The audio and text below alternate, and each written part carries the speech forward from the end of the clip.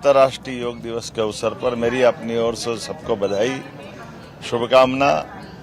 आज ही दिन हमारा कालगणना की दृष्टि से भी उत्तरायण से समाप्ति होकर के दक्षिणायन की तरफ बढ़ने वाला दिन है, अर्थात सबसे बड़ा दिन धीरे धीरे आज से रात बढ़ने लगेगी। जैसे जैसे समय आगे बढ़ता जा रहा है, भारत के सभी प्रकार के प्राचीन ज्ञान विज्ञान से दुनिया परिचित होती जा रही है, हमारी जीवन शैली से परिचित होती जा रही है। महर्षि पतंजलि, घेरंड ऋषि, तमाम ऋषि परंपराओं की अनुपम देन जो वसुदेव कुटुंबकम की तरफ ले जाती है, माननीय प्रधानमंत्री श्रीमान नरेंद्र मोदी जी के अभ्यास और प्रयास के साथ आज 11वें वर्ष में ये अंतर्राष्ट्रीय योग दिवस मनाया गया, जो सभी विभिन्न प्रकार के धर्मों के बीच विभिन्न देशों की सीमाओं के बाहर जाकर के समूची मानवता को एकता का संदेश देता हुआ मनुष्य से मनुष्य को जोड़ने का योग का संदेश अद्वितीय है।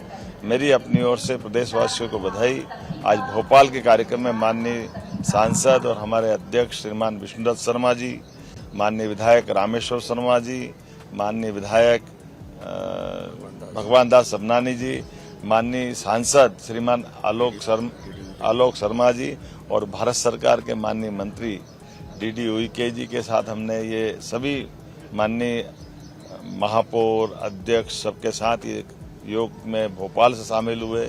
अलग अलग स्थान पर माननीय सभी मंत्रीगण, सांसदगण, विधायकगण, महापौर, अध्यक्ष, पार्षद, सरपंच, पंच, लगभग 20,000 से ज्यादा स्थानों पर पूरे प्रदेश में आज योग के माध्यम से योग अपनाएं, निरोग रहें, इस भाव के आधार पर ये योग की, प्राणायाम की सभी विधाओं से जुड़ करके हमारी संकल्प शक्ति के साथ शरीर को सदैव निरोग रखना है तो योग अपनाना चाहिए। इसी भाव के आधार पर मेरी अपनी ओर से सबको बधाई।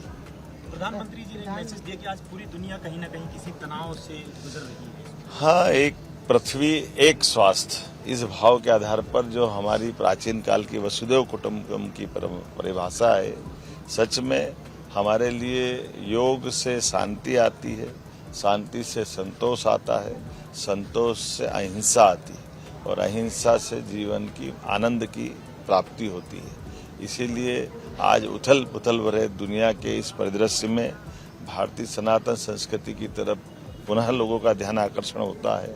ऐसे में हम सब अपने जीवन में योग को अपनाएं और स्वास्थ्य का भी ध्यान रखें और हमारे मूल भाव स्वभाव में अहिंसा के भाव को लाएं। जियो और जीने दो के भाव के साथ हम अपनी सनातन संस्कृति की जय जयकार करते हुए एक कुटुंब की तरह रहने के साथ सभी सह अस्तित्व की भावना को स्वीकार करें। मेरी अपनी ओर से पुनः बधाई।